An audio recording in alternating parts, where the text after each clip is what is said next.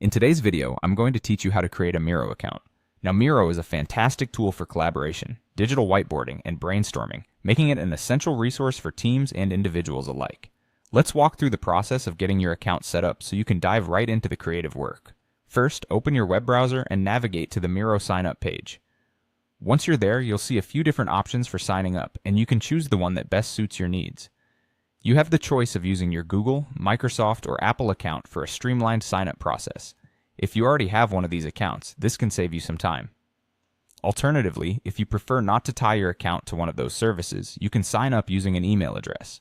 If you decide to use an email address, go ahead and enter your details in the provided fields.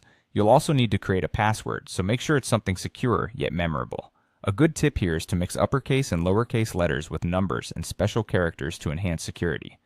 After entering your information and hitting the sign up button, you'll need to confirm your email address. Miro will send a verification link to your inbox, so head over there and click the link, which will redirect you back to Miro with your email successfully verified.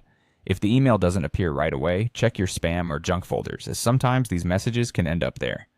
Next, Miro will ask for a bit more information to personalize your experience. This includes entering your name, which will be associated with your Miro profile.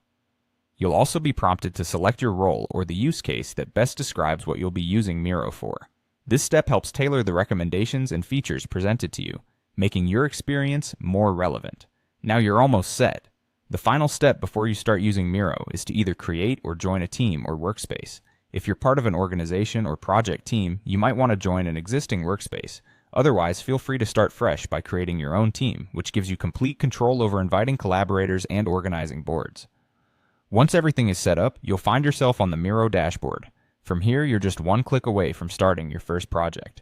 Simply click Create Board, and you're ready to explore the endless possibilities Miro has to offer for your brainstorming sessions, projects, and creative endeavors.